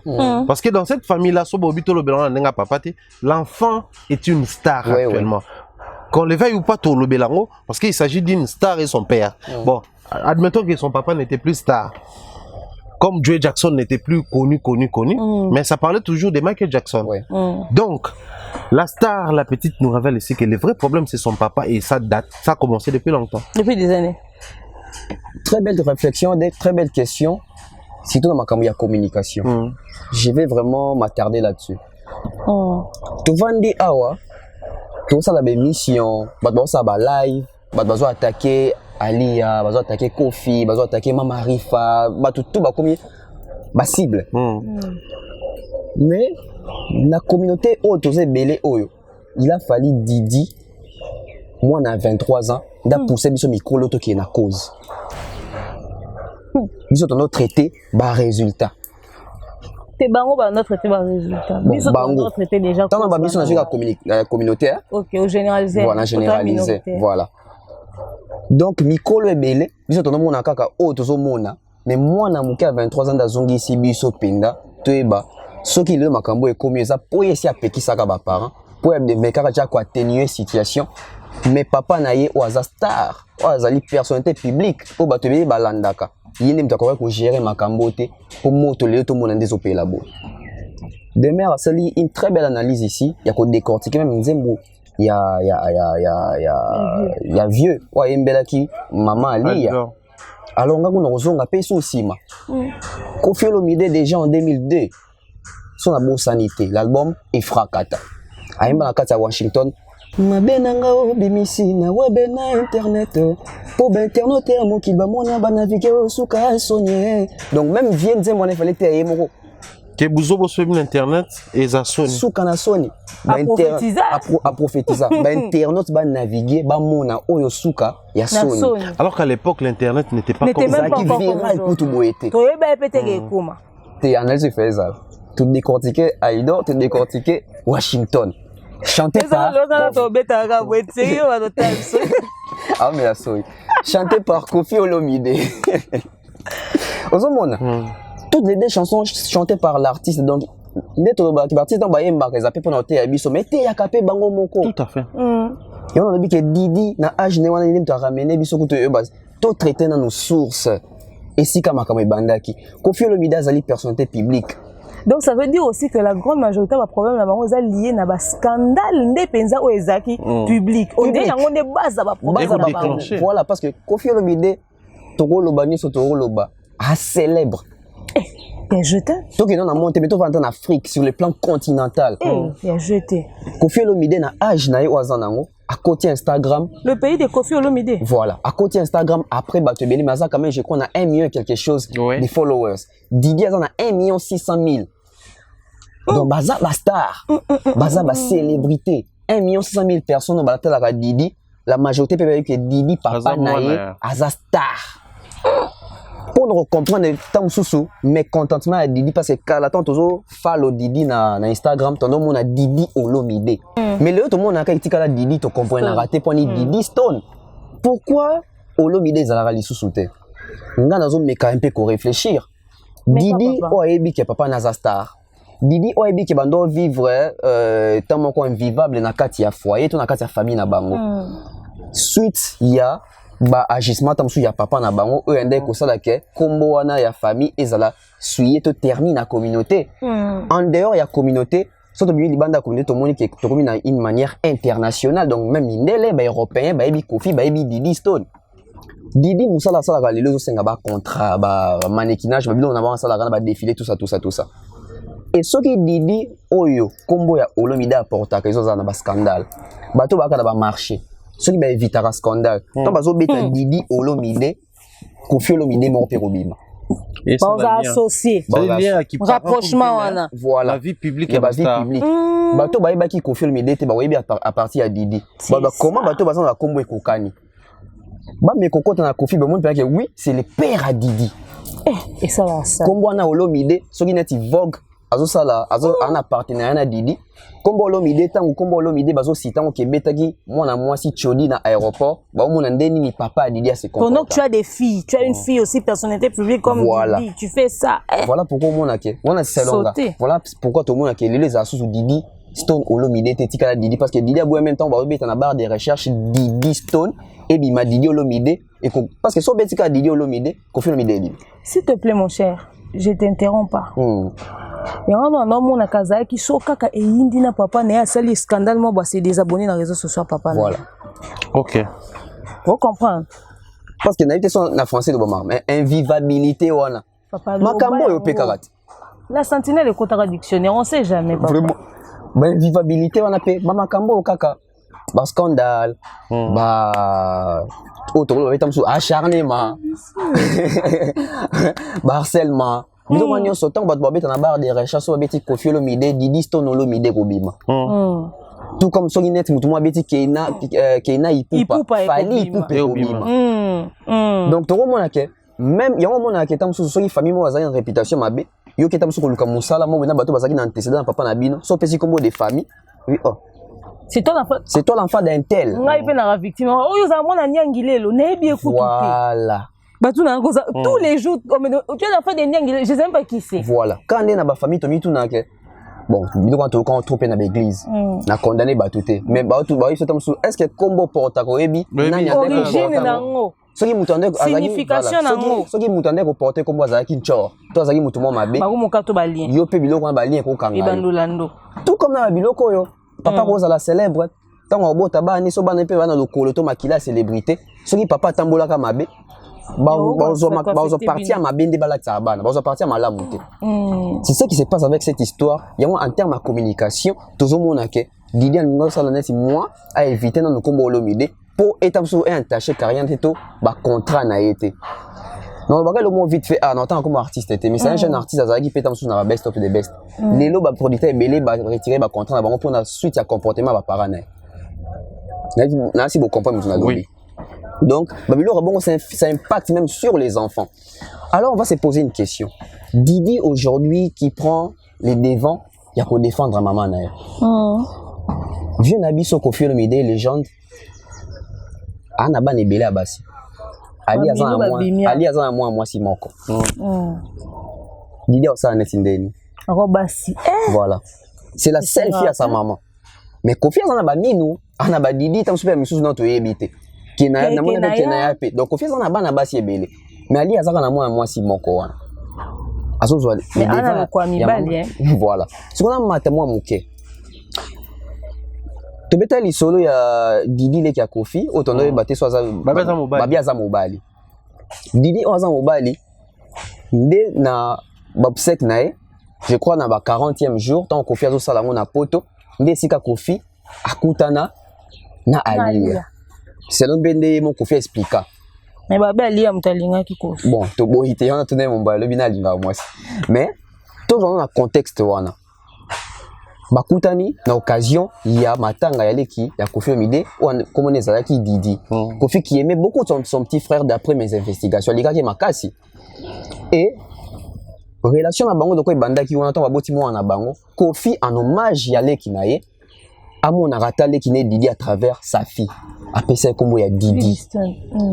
Tant apesa kombo ya Didi to mona Stone baki sama. Mais tout na question, Kofi kombo mboka Stone ezala raté. Ali ya kombo mboka Stone ezala raté. Na anglais Stone nyo sa libanga. Libanga to benga Pierre. Yango omona Jésus apesa ka Simon Pierre. Sur toi je bâtirai mon église. Sur Didi, Kofi a bâti son empire. La personne qui peut déstabiliser Kofi Olomide, c'est Didi Stone. Banga. Kofi se bat contre Kofi Olomide. Bino émission bozo salo yo. C'est comme ça. Aujourd'hui Didi dans les kabiso tout mayele. Nous devons gérer Didi Azate. Pourquoi? Parce que Didi c'est Kofi en miniature. Didi c'est Kofi. C'est une pierre. Didi c'est Kofi. Faut en parler bozo monawana tout ça. Mais c'est Kofi. Il y a moi c'est quoi. Donc Didi Stone c'est la pierre où Kofi a bâti ça comme bonnet en Olomide. Voilà mon que Kofi a plébiscité Didi ko le kabana tout. Kofi linga te basimba Didi. Comme ta veste. Pourquoi vidéo ils ont un peu le kita. Ta veste. Donc à zone de défense il y a Didi wan. Kofi aime Didi. Didi aime son père. Mais donc ça il a Didi ça que Didi a comme na étape moro boy. Trop c'est trop. C'est tout communauté oh. Bako faire yo na ebisio ato lo baraté. Talaga Sindia Lobaki. Moi wapi. Communauté oh. Parce que mutako za bosoni na mutu. Bino boswani. Mais communauté ndenge ko récupérer la ngo senga ke yo mutu lo baraté fo lo baraka. Pour ça ko lobité pas le choix. Yo bazo condamner biso bino tant fallait pas publier. Ras le bol. Communauté on ba komo zo lo kuta ba otchanga na devant. Non. A checker la justice bo on démentir. Akati hémorragie. Donc Didier le Rosali a interpellé biso, interpellé papa naye, interpellé même famille à papa na bango. Aujourd'hui, bateau ba victime à makambo. Kofi a sa victime parce que peut-être tam sous Kofi et ça makambo tam sous asala qu'ils ont rattrapé peut-être. Mais Kofi a sa victime il y a tant moulaïté. Parce que ça sali carrière na. Kofi a fait sa carrière. Moi ni ba muso lelo roye obeteli Kofi a betagi danser, Kofi a simbali danser, Kofi a maudire Didi et taliété. Yé Kofi na kaka wana ya Gino, yé Kofi na Poku, yé Kofi na tout ça. Mais il faut penser sur qu'on a Didi Stone. Il faut penser à Saint James. Il faut penser à des Pirlo, je crois. Des Pirlo. Et quand toucher pe carrière à Didi, mais moi je commence à comprendre pourquoi Didi donne des explications en français et sur ses réseaux sociaux. Oui. Comme ça, si le monde professionnel et lingui est crucifié parce que dans le contexte, Azo touché papa, elle manque du respect à son père, elle s'attaque à son père. Au moins, les gens ont une explication plus claire que si aujourd'hui elle s'est prononcée parce que sa mère a été touchée, et ça peut être une manière pour elle de se justifier auprès de ses collaborateurs. Voilà, justifier la personnalité publique. Consent. Dans des communautés asphyxiées, il a failli perdre sa carrière à cause de ces choses. Voilà, il y a c'est des douanaka. Les réseaux sociaux. Si tu es intelligente, comprendre ma vrai problème, Tu as les solo problème, ton nom, quand ça maniqué va fallir. Mais tu as ici quand tu commis, il n'y a plus de maniqué, il n'y a plus de falli. C'est maintenant Kofi Olomide et sa famille. Et si les succès. Tu vois ce qu'on a Kofi Olomide et sa famille. On a l'objet que bateau va souffrir dans ma cambo. Voilà. Didi, Cindy. Parce que Cindy doit avoir une carrière. Et aujourd'hui, tout le monde Cindy va sortir médiatique et bandé. Quand je dis médiatique, c'est quand tu au même apparition dans le réseau, à son compte, et Bella, tout ça. Mais c'est aussi un élément déclenchant, ce qu'on fait ça de Batouba Kanda. Combien de bandes a fait Midi Simba montant Cindy à Simba Gete? Posons une question. Surtout dans le contexte que Cindy a ça la caca dans le quartier latin. A ça la chanteuse, tout travailleur dans le quartier latin. On a salaire à Cindy. C'est du directeur artistique aller à l'art. Il y a un photo yambo. Kofi Olomide on a un collègue notre directrice artistique il est beta bambo bimisa. Donc il est peut faire voter. Ba poste bon. Bien dino te vie fali ninga directrice artistique na zaba. Voilà. Siko yo. Demain yo émission. On va se poser des questions. Kofi a une réputation bien côté au foot à bateau. En tout cas, tout va le pas Kofi Olomide, en tout cas, orchestre, n'a pas tout dans le quartier latin, orchestre, va foot à tout salaire, c'est les quartiers latins Kofi Olomide. Bon, belé aussi des zaki nangwana. Et ça quand musala sala dans le quartier latin, va foot à quel bon wana zo kangi sont ba fali, peut-être va dans le quartier latin, ba no simba pe, ba brique bongo. Et ban à Kofi Olomide, parce que biloko pe comme asiko ba guerre d'intérêt. Kofi n'est pas n'importe qui. Kofi c'est une légende. On souhaite pas le Kofi Olomide soit azaté. Toyo kana be Michel Belenga sur nazati en tout cas bilo onanga za vraiment ya bana nanga ba Didi ba Delpino. Pendant que Bamsou ba bota mara le roi maebo tozaka so to vendre émission mais je suis l'enfant de Kofi hôtel pe solo hôtel ka mbunzo bi. Siko ba je suis l'enfant de Kofi wana même Ninou.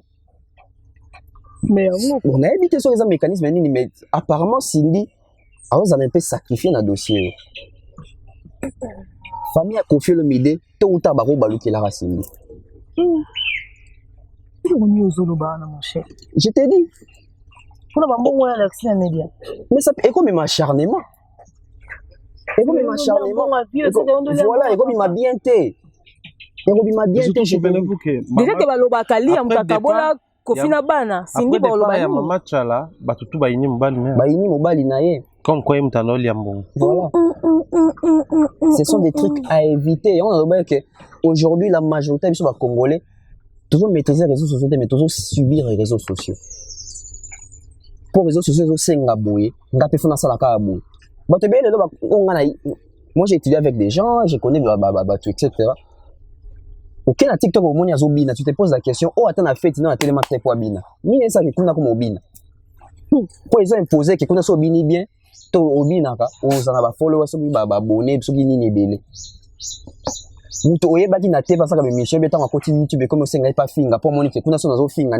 c'est ça, nous sommes en train de subir les réseaux sociaux, malheureusement.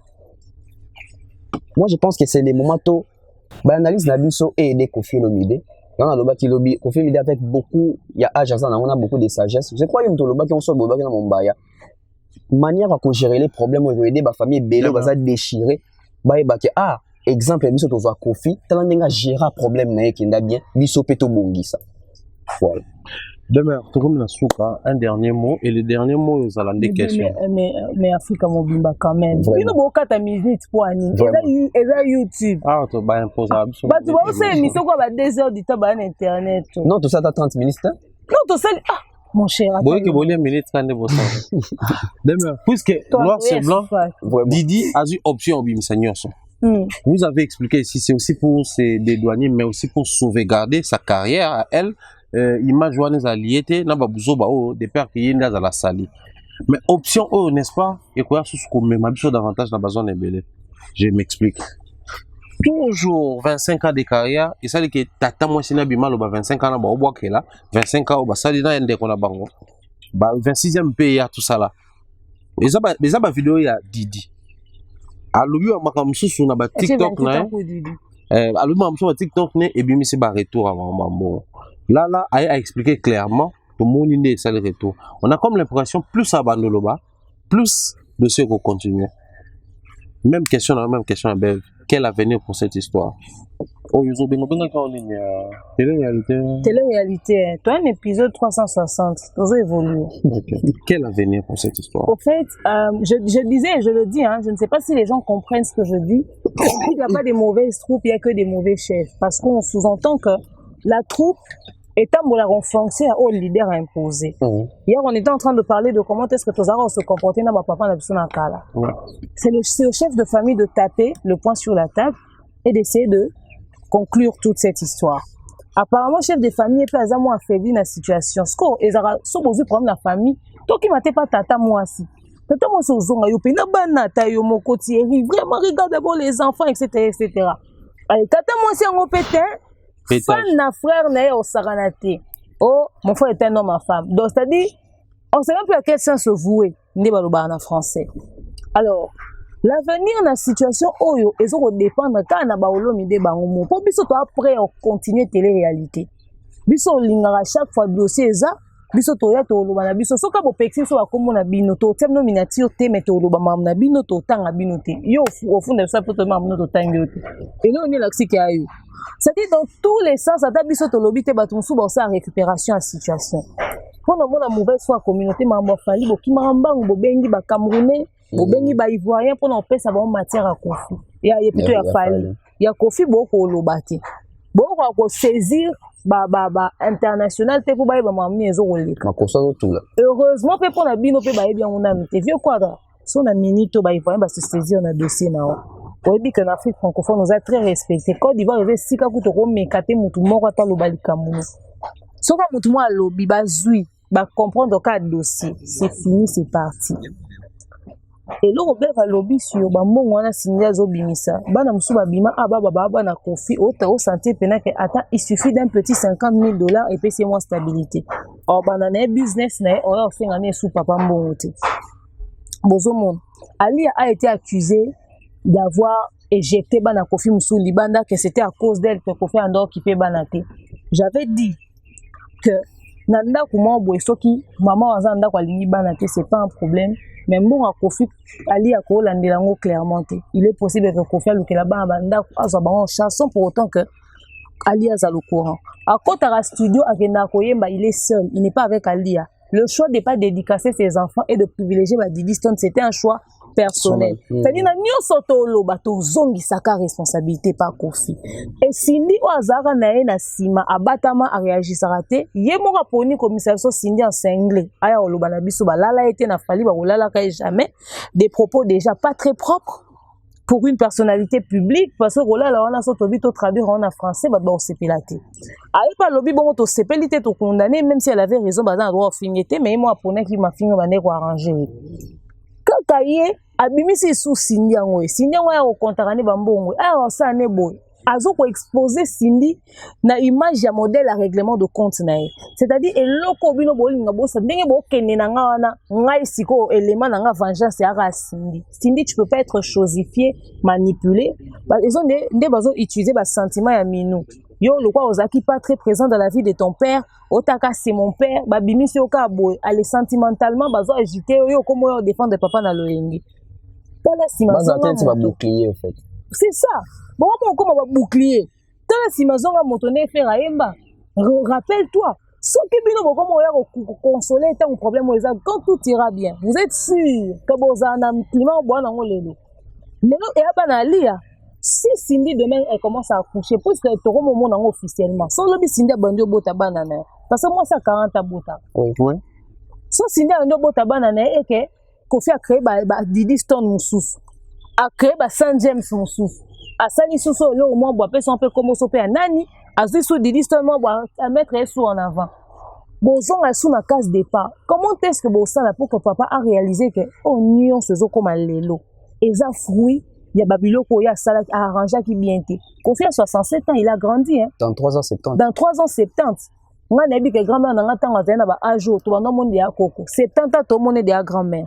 Puisque Kofi est en vie parce que les musiciens sont bakoufa batika absona badega et comment bano babimi ba salibwe bano kuna babimi ba salibwe o bana musu babimi bo to comme le roi bana ya verkis qui manga na nde banda oswana bilongo non sur l'exception d'absence à Kofi à quoi va ressembler le monde hein? Vraiment à quoi va ressembler la famille et tout le monde même que na ba mama rue fango ba ko aider na bango bisote bana ba otelenga na bana ba ko benda na ko sala ke ezongi donc il est temps que bakolo o basola na vie kwa bo benga le vieux bo meka ko sunga a se ressaisir abanda ko réparer yango ya guérir ba blessure bano ya yebi ameka ko sangisa bango a créé climat de paix na bana nyonso parce que la lugu quand les choses si le vieux se sent très attaqué par Diddy Stone a ko écarter pe Diddy Stone et ça les sous encore des enfants écartés tout ça a besoin bon côté donc on a besoin de se réconcilier ba réparer ce il faut s'en pardon parce que l'avenir de cette histoire au fait Thierry Mombaya par rapport à ta question sera catastrophique si le vieux ne se ressaisit pas maintenant et ne récupère pas la situation maintenant. Très bien. Le vieux n'a pas l'âge à bateau on verra demain ne nous appartient pas. Et le copé ce qui dit Stone communauté, moi bateau bon soutenir vieux quadre parce que peut-être sur l'année, ça peut bien fonctionner. C'est le atteindre au bing. Mais nini pe faut mon akuna ndengeni so peut-être bon quel vieux mawa. Bon quel ma besoin d'aider en attaquant Diddy Stone parce que so ka Diddy Stone bo simbi maman naï. Soka bo attaquer Oya. Et plus Diddy Stone sort, des éléments qui vont détruire son père. Confiance quand ça Diddy Stone on met dans la police. On peut que ça fait Diddy Stone kolobati. Et quand au fur et à mesure que Diddy Stone va sortir, bino ba lève na no bo finga kaka, si me côté bimia, ça dit ba ma finga na bino et ça na ngo sous batou monter. Les gens savent que vous allez insulter. Diddy Stone a des détracteurs, elle a 1 million d'abonnés. Ba détracteurs ne ba finga ke mikonyoso déjà par écrit. Bokasi obolo bana munoronde bangisi. Azala mona kofi pendant combien d'années? Boyebi ba mafinga musu ba finga peut-être na nzela. Ba kosela mimi ki asala soki nini. Ba kosela soki nini? Nyonso baloba. C'est-à-dire ba mafinga na bino esale lote mais yo beta papa bon prise moko. Taka ba TikTok nenenge lo bisabino. Alors ça papa bon ka bon amba suka bisike lo mo boy pas bino tout. Oh yo so bon ça les asu na sens te boko maka ko sali papa no boy poani e papa na e. Et puis ça si so ça bongolo quoi ko faire papa na e bo manaki. Na souka va se réconcilier mais il y aura des dégâts pour tika. La communauté boy dakate. Bo sunga famille o basokani. Très bien. Boutelanga moko. Boutelanga oh dédicace spéciale à celui qu'on appelle le Kinga Pandos Mobutu, maman malienne, salutations à toi Nazuba Sanga bien le Salinga wa tata pour la fête. Ma maman de cœur, maman Mariam et papa Roy Bondo, je vous salue. Et Era Bondo, mon frère, salutations à toi également. Salutations à Nadine Mayo. Maman Bibi Chimon Nabuka, vous salutations à toi aussi. Belinda Bellevue, Candila Patron, salutations à toi. Noëlla Madine Amadilove. Vous êtes nombreux pour soutenir Abisso, Tolinarabino Mingi, papa Mike. Papa Mike, salutations à toi, MK Production. Et à tout Majab Gospel, nous vous aimons beaucoup. Et Madame Thierry Mombaya, tout question voilà. Voilà, bote comme Bev, tout Kabona. C'est qui dit ah Madame. T'es dans c'est côté. Ah Loba. Donc Jaga sanga na lo kwaye. Oh. Donc ce qui c'est na Bev. Garde pas tout là. Vraiment. Merci Mombaya pour l'invitation. Merci Demer pour l'invitation. Moi de la fin là ouais non on peut sango, non on peut sango. En fait moi de la fin nanga pour nande autouni avenir. Quel avenir pour cette histoire? Quel avenir? Moi je pense que dans un bref pena makasi. Déjà aujourd'hui tous est là. Les gens d'Yami Balé, deuxième volume bima, ils ont parti Cindy à Yembi. Et aujourd'hui, la communauté va te belé vis-à-vis de Makambo et Salami, la communauté des fonctionnaires, va te belé, bah yini Cindy, va te belé, bah qu'on rejeter Cindy. Alors que Cindy, on en a besoin, album, il y a deuxième volume bima, bah tu vas yo kande Cindy, bah consommer Cindy wana. Mais comment ça que Cindy a ta mbinde ni, mais mouto déjà Indi signé le bara, ah, yé pas bon mais famille bah tu yo que souté. Donc ça peut créer Babilo au moins mala mouté. On a que demain retour le bas. Ah ok. Il y a pas des mauvais chefs, il y a que des mauvaises troupes. Mais il y a pas des mauvaises troupes, il y a pas des mauvaises troupes, il y a que des mauvais chefs. Nous dans le bango, ceux qui troupes va remarquer que chef a bien été. Mais troupes va changer peu chef. Et mieux ça nini. Ko changer chef va rater bolongo lié. Mais bon on a bateau au baza peut on a télémé là parce que na ba troupe il y a ba leader na biso apparemment ba lingaka ba imposer ba injonction na bango sans pour autant bateau bazo landa bango to bazo kamba mais pas bango ba contredire bango et on aime te ça la que ceux qui osent cancer tika que yon défaut quoi ça mais tout le monde peut télémérer boité ça va aider nos artistes quand on dit entourage ça ka te ba bazana milieu professionnel même dans nos familles même si on a aîné petite sœur notre petit frère ne pas comme ça que te yaya boité salango parce que il faut te préserver famille na honneur ya famille au lomide je dirais le maman a mis ce gazagi dans album Moïse azo mona makambo bon c'est pélaté parce que eza combo ya famille na biso de lui que te respecter rango famille au lomide déjà des par Kofi Olomide déjà waza déjà légende après ça déjà point na famille wana donc Kofi Olomide vient na biso to lingara mingi artiste na biso légende africaine il faut vraiment azwa makambo en main tout ça après ça tout le monde a scandale et continuer album est sur les marchés Kofi Olomide ça l'effort azongi ça ba fanatique va focus sur l'album et deuxième volume Robima il faut nous épargner les scandales concernant Cindy sur les appels que Cindy a yembi mingi na deuxième volume. Merci à toutes les personnes qui ont biso, merci à nos sponsors César Amani César, Mr Mukanda Muktek, Eric La Tortue, je salue comme ça mon grand frère Aimé Bossele, Mandalelo, sans oublier comme ça mon mafio Kalandara Biso donc nos appels bref, tout comme na Souka, merci na réalisation, merci na Glody Messa, Akai Mobutu Pazana Biso, merci na mon frère la rappel à Kubolo no makasi Zulu na PC Mbote à remontada de télévision merci na Thierry Mombaya merci na Demer donc on se retrouve très proche et yo kangai émission bat donc c'était un grand plaisir de partager ce moment ensemble tonton Bev Demer Nyangs et toute la team nous étions là Rolanda Bisson en copie na Fugamba télévision na Bev officiel na Demer officiel comprenez que c'est comme ça va se passer beau supporter Michel on se retrouve bye bye